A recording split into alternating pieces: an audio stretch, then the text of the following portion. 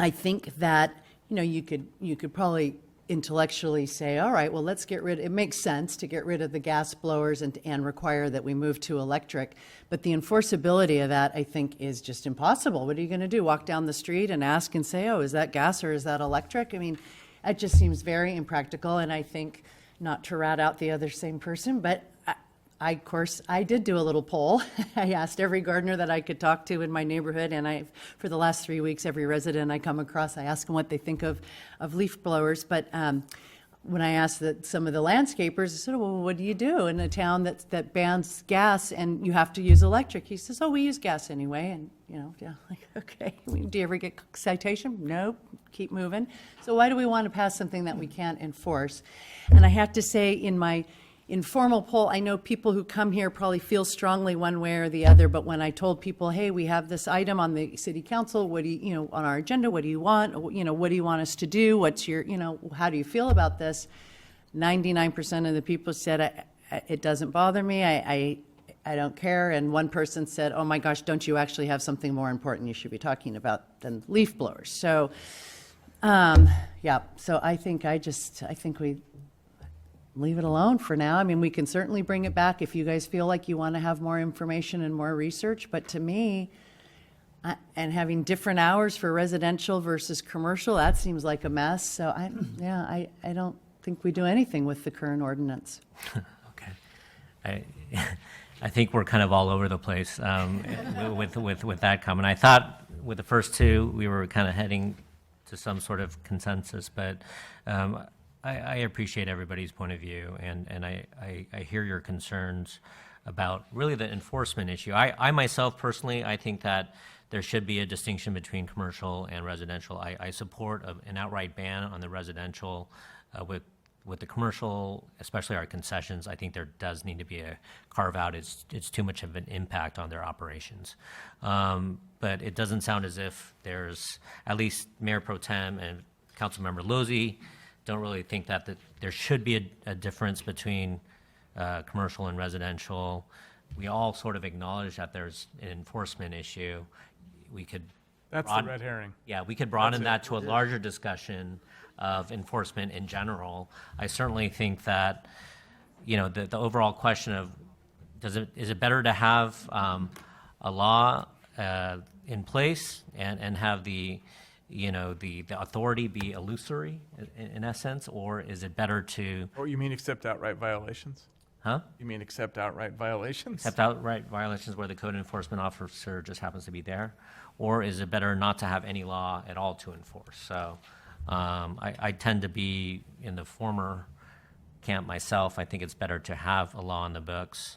So I personally would like to see this brought back to maybe clean it up a little bit. I do think that there are some ambiguities in here and some vagaries that need to be clarified, especially with respect to the carve-out, which again, I'm not sure everybody agrees with. But well, can you discuss the ambiguities? Yeah, right now I think it's not clear from the proposed ordinance on the first reading whether the time restriction, whether the concessions are exempted from not only usage, but the Monday through Saturday 9 to 4 time restriction. Okay, so that's pretty clear. So that can be changed. You just make it 7 o'clock. So what else? That's really kind of it. I mean, otherwise, I was prepared to bring this to second reading. Use of protective devices? Oh, yeah. I actually think that's good. I like very that. Important. Right. Very important. I think I would support that wholeheartedly. And it sounds like at least practically the users at the golf club are already doing that. Absolutely. Yeah, I would support that for sure. But is there enough momentum behind having a new law in place that perhaps the enforcement of which is a little bit spotty? Or, I mean, I really feel it's better that we have something on the books rather than just not having anything. I can agree with having an ordinance on the books, but the spotting enforcement and the inconsistency, I think, could potentially transcend to other issues that we're going to have before this council as we go forward. You mean like parkland encroachments? Well, like parkland encroachments, like building actions. I could probably go on and on about different ways that people. Sorry, I didn't mean to do it to you. No, you did, and I accept that. And that's one of the concerns that I have, is just another law in the books that can be or not interpreted, or can be interpreted 2 different ways or 4 different ways. And I think that adds to the lack of trust in the council and a lack of trust in the city. I respectfully have to disagree with you. I don't think this can be simpler. I mean, this is about as simple as you can get. I don't think we need to have a 5-0 vote for everything on this council. I think it's okay to have a 3-2 vote. I think it's okay to have a 4-1 vote. Don't disagree. If you're looking for consensus, my favorite expression in the world, forget about it. It's not going to happen.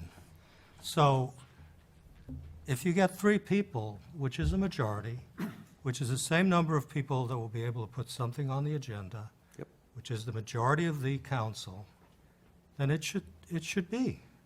Can I make one Now, of Sorry. we can tweak this Yeah. all sorts of ways. I think it should be 7 o'clock for the concessions. I don't think that would be a problem whatsoever. I think we need to require that the users who are the most dreadfully affected by this have to be required to wear hearing and visual protection. Short of that, I don't think it can be any simpler. And I truly do not expect over the next 2 years that this council is going to have a hell of a lot of 5-0 votes. So if we're going to wait for 5-0 votes to pass anything, it ain't going to happen. We'll have a lot of 3-2s, I'll tell you that. I don't know if we're waiting for a 5-0. I just really have an issue with the concept of putting something out there that we know we're not going to enforce. I like adding the things you said. I actually think 9 o'clock is unreasonable. I think that's too late for people to start their work on a work day.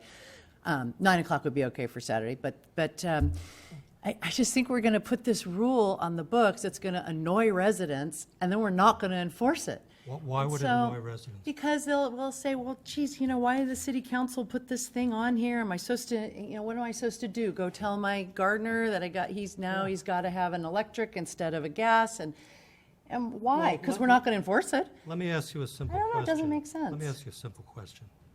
Why do you have laws? Just set a set of rules and standards for Okay. the smooth operating of society. Okay, so how does this differ? Because you're putting a law on the books that you have, so there has to be a recognition by society that the laws, and we all agree that we're going to abide by them, and as best as we can, be rule followers. To put a rule out there that we have no one has any intention of following, and we have no intention of enforcing, I think that's annoying to residents. But that is an assumption.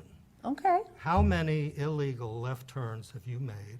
How many stop signs have you rolled through? I'm actually a rule follower, so You guys, you I ready for don't. the admission? You ready for the I'm admission? actually a serious rule follower. The point I'm making. And even I am not going to ban my gas blower. The point I'm making is, the purpose of a law is not determined by how strictly it can be enforced. The world would be wonderful if everything wrong were enforceable. Again, forget about it. It's not going to happen. You're going to go, maybe not you, I sure as hell am. I'm going to go through stop signs, I'm going to go through illegal left turns. Sorry, guys. But, there are statistics. Does he You get know, an You get exemption? a ticket, 1 out of how many, Mark? How many Okay. violations do you have to do before you get ticketed? There's a number. Huh? I forgot, oh, good. Not one. No, it's something like 200. I mean, Well, it's huge. It's huge. And it's just the nature of the beast. My point is, this to me is a moral, ethical thing.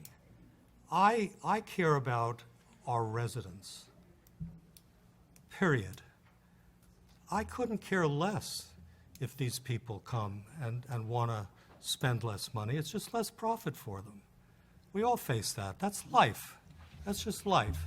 If something happens and you're making less money, so you're going to make less money. But you're not going to injure somebody. You're not going to make someone deaf for the rest of their lives, especially the people who don't even think about it. These are people that just want to put food on their table. They're not thinking about their hearing 10 years from now. It's the last thing on earth they're thinking about.